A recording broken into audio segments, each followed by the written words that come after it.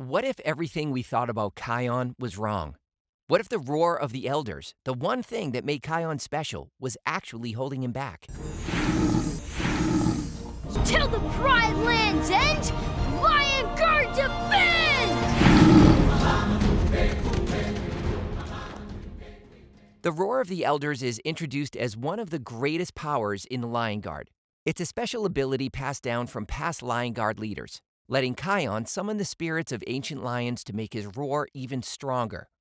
When Kion gets his first roar, it seems like a dream come true. He's given an incredible power that no other lion has, and it makes him the strongest in the Pride Lands. But was it really a gift? At first, the roar seemed like a huge advantage. It helps Kion defeat enemies like Janja's hyenas in Scar's army. With just one roar, he can blow away entire groups of enemies, change the weather, and even create earthquakes. But the more he uses it, the more pressure he starts to feel. He realizes that having the roar isn't just about being powerful. It also comes with rules, expectations, and a heavy responsibility. Mom! Mom! Almost! Gotcha! Mom, are you okay? I'm all right, Kion. The biggest problem? Kion learns that Scar once had the roar, but lost it when he used it for evil. From that moment on, Kion is afraid. He starts doubting himself, worrying that if he gets too angry or makes the wrong choice, he could lose the roar just like Scar did. And this fear isn't just in his head, he actually proves it to be true. In The Rise of Scar, Kion makes a critical mistake, using the roar in anger. And what happens? He accidentally summons the spirit of Scar. This moment changes everything because it shows that the roar isn't just a powerful tool, it's dangerous. One wrong move, and Kion could unleash a power that he can't control. Instead of trusting his instincts, he hesitates. He second-guesses his decisions, always scared that one mistake could turn him into a villain. Unlike Simba or Mufasa, who led with confidence, Kion starts feeling trapped by the weight of his power. Then everything changes when Yushari, the venomous snake, bites Kion. The venom scars his eyes and affects his ability to control the roar. Suddenly, this gift becomes a problem. The roar doesn't work out the way it used to, and now it's tied to Kion's emotions. If he's angry, the roar is too powerful. If he's unsure, it barely works. Instead of helping him, the roar becomes something he struggles to control. It became a fear of hurting those he loves. In Never Roar Again, we see this firsthand. Kion uses the roar during a fight, but in doing so, he almost seriously injures his own mother, Nala. The look on his face says it all. He's terrified. The power he was given to protect the Pride Lands just put his own family in danger. Mom! Mom! Kion! Hang on! Almost! Gotcha! After this, Kion makes a shocking decision. He vows to never use the roar again. This moment shows just how much pressure he's under. He doesn't see the roar as a gift anymore. It's a burden, but without it, how can he lead? Now let's compare Kion to Vitani. This was one of the most debated moments among fans. When Kion returned to the Pride Lands, he sees that Vitani has formed her own Lion Guard, and she does not have the roar, and yet she's thriving. There was even a competition to decide which guard was stronger. What's surprising? Kion doesn't win outright. This proves something big. The roar was never the thing that made a great leader. Vitani proves that strong leadership is about skill, strategy, and teamwork, not supernatural abilities. Some fans argue that Vitani had an advantage because of her tough upbringing, while others believe that Kion was too reliant on the roar. What do you think? Was Kion at a disadvantage because he spent years relying on his power? Share your thoughts in the comments. So if the roar wasn't really helping Kion as much as it seemed, what about his own abilities? Could he have been just as strong, maybe even stronger, without it? The answer is yes. Even without the roar, Kion was already an impressive leader. From a young age, he showed intelligence, bravery, and a strong sense of responsibility. He didn't need supernatural powers to be a great protector. He had natural strength, speed, and sharp instincts. In fact, some of his best moments in the Lion Guard happened when he wasn't using the roar at all. Kion's ability to lead wasn't just about having a powerful roar. He knew how to bring different animals together, organize a team, and come up with smart strategies. Many times he solved problems just by thinking things through instead of relying on force. For example, in some of their missions, Kion and the Lion Guard faced enemies they couldn't just blast away with the roar. He had to outsmart them. When dealing with Maku, the tough crocodile leader, Kion didn't use the roar to scare him off. He negotiated, proving that leadership isn't about power, but wisdom. He also worked well under pressure. Whether it was rescuing animals from a flood, stopping fights between different species, or dealing with tricky situations like dealing with Makucha's group, Kion showed that he could be a strong and capable leader without relying on the roar. No animal gets lost! Let's go! Oh no! Keep these animals on safer grounds! We'll get the others! Kion was also a powerful fighter without the roar.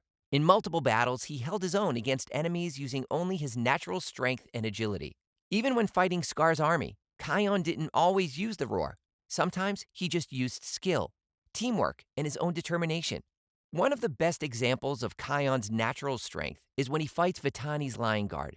This wasn't about who had more power. It was about who was the better warrior. And guess what? Kion didn't use the roar. Yet he still held his ground against Vitani's team. One of the biggest signs that Kion never really needed the roar is what happens after he gives it up. Once Kion decides to leave the Pride Lands and go to the Tree of Life, he begins a new chapter in his journey. Here he learns how to rely on himself instead of a power passed down to him.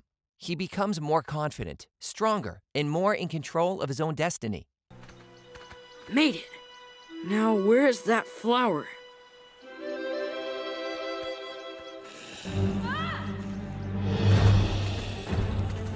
Hey, the Kabisa! The Night Pride! And Bolio's down! Nirmala said to finish the task, no matter what. But now I can help! This proves something important. Kion was never defined by the roar. He was already a great leader, fighter, and protector without it. If anything, the roar just made things more complicated for him. In fact, without it, he might have been an even better leader. While the roar gave him incredible power, Kion was already skilled, smart, and capable on his own. Let's start with his physical strength. Even without the roar, Kion is one of the toughest lions of his generation. He's fast, strong, and able to take down enemies in a fight. We've seen him battle hyenas, crocodiles, and leopards using nothing but his claws and instincts. In several episodes, Kion fights off multiple enemies at once, without ever using the roar. This proves that his power as a leader doesn't come from a magical ability. It comes from his own strength and determination. But strength alone isn't what makes a great leader. Kion is also incredibly smart. Time and time again, he comes up with the plans to outsmart his enemies. Instead of relying on brute force, he strategizes. One example is when he faces Scar's army. Instead of just charging in, he carefully plans each attack, using teamwork and positioning to gain the upper hand. If he had depended on the roar too much, he wouldn't have developed this level of intelligence. Kion also has something even more important than strength or intelligence: heart. He cares deeply about his team, his family, and the Pride Lands. He always puts others before himself and tries to find peaceful solutions before resorting to violence. This makes him different from Scar, who only cared about power. Unlike Scar, Kion wants to do what's right, and he carries that responsibility heavily. In some ways, the roar actually held Kion back from fully realizing his potential. Whenever he was in danger, he had the option to use the roar as a quick fix. Without it, he would have had to rely entirely on his natural skills, learning how to solve problems in different ways. We see this when Kion goes to the Tree of Life. He's forced to control his emotions and focus on his instincts, rather than just unleashing the roar every time he's in trouble. This is when he truly grows as a leader. Think about the other great Lion King characters: Mufasa, Simba, Kiara, Vitani. None of them had the roar, yet they all became strong rulers in their own right. Kion, too, had everything he needed to be a great leader without the roar. If he had never received it, he would have focused more on training, strategy, and leadership, rather than worrying about controlling a power he never asked for. At the end of the day, Kion wasn't powerful because of the roar. He was powerful because of who he was.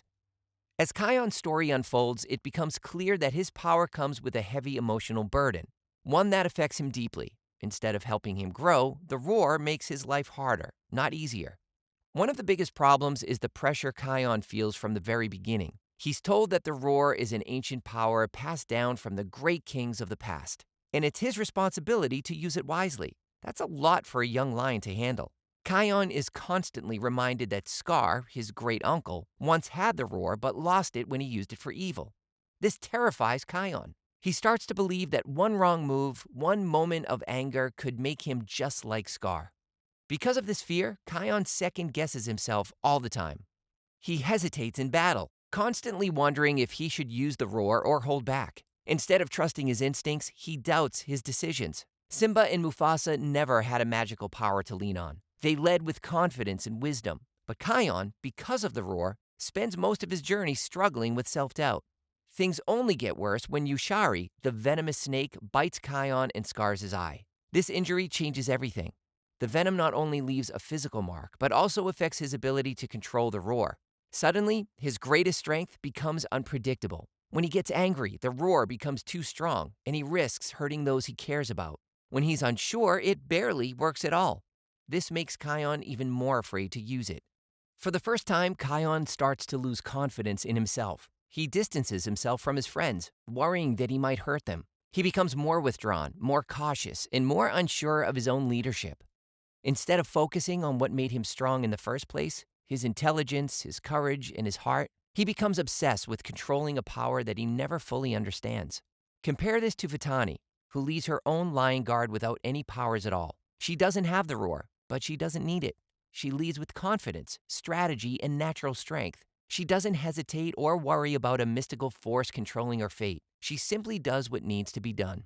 Kion, on the other hand, spends most of the lion guard struggling with the weight of the roar. He worries about making mistakes. He fears becoming the next Scar. And when he finally realizes that he doesn't need the roar to be a great leader, he lets it go.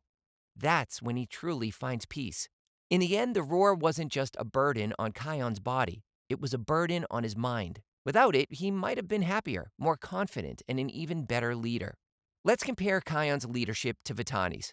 When Kion leaves for the Tree of Life, Vitani forms her own lion guard without the roar. She picks her team based on skill, not magic. She leads by using strategy, teamwork, and trust.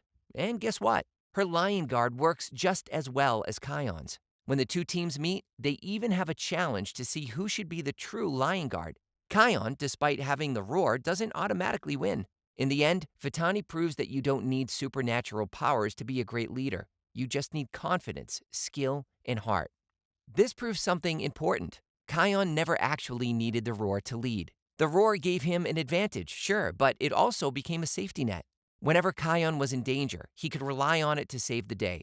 But true leadership isn't about power. It's about making decisions, guiding others, and standing strong even in tough moments. Look at Simba and Mufasa. Neither of them had the roar, yet they ruled the Pride Lands successfully. They led through wisdom, strength, and courage, not through magic. If Kion had never been given the roar, he would have developed those same leadership skills sooner. Instead of worrying about controlling a dangerous power, he could have focused on becoming the best leader he could be, just like his father and grandfather before him. We see Kion's true leadership shine when he finally lets go of the roar. After realizing that he doesn't need it, he passes it on and chooses to lead in his own way. This moment is huge. It shows that Kion finally understands that his strength comes from who he is, not from the roar. Once he gives it up, he becomes more confident, more independent, and more sure of himself as a leader. I think one of the most powerful moments in Kion's story is when he chooses to give up the roar. It's a powerful decision that shows just how much he's grown, and it proves he's never needed the roar to be great in the first place. Now let's talk about his time at the Tree of Life. It changes everything. Away from the Pride Lands, away from the expectations, Kion finally has the chance to figure out who he is without the roar. He learns to rely on his instincts, his intelligence, and his leadership skills rather than his powers. He meets Askari, the first leader of the Lion Guard, who teaches him how to truly master the roar. But the biggest lesson Kion learns is that a true leader doesn't need the roar at all. This lesson becomes even more important when Kion returns to the Pride Lands and finds that Vitani has created her own Lion Guard. Unlike Kion's team, Vitani's guard doesn't have the roar, but they are still strong, united, and capable. They prove that teamwork, skill, and leadership are more important than any magical ability. When Kion sees this, he realizes something important. The roar was never what made him a great leader. It was his choices, his courage, and his heart. And that's when Kion makes his final decision. He gives up the roar and passes it on to Vitarni's guard. This moment is huge because it shows how far Kion has come. The young cub who once relied on the roar to prove himself is now confident enough to let it go. He finally understands that his true power has always been with him. Ah. This is where fan discussions get really interesting. Some believe that Kion's story would have been even better if the roar had drained his energy over time, forcing him to learn how to fight without it sooner. Others say that the roar should have been limited in some way, so Kion would always have to balance his own strength with its power. But here's what really matters. Kion didn't need the roar. He proved that he could lead, fight, and protect others without it. His decision to give it up wasn't a loss. It was his greatest victory. But we'll need to move quickly before the fire spreads. Then lead the way. Vashti, clear the path for the elephants. You got it. Bunga, Fully, keep them safe. Will do. Let's go! Get away from her! So, looking back at his journey, would Kion have been better off without the roar from the start? Absolutely. If he had never received it, he wouldn't have had to struggle with doubt, fear, and the pressure of living up to Scar's mistakes. He would have learned to trust himself sooner, without relying on a power he never asked for. In the end, Kion's greatest moment wasn't when he used the roar. It was when he chose to give it up.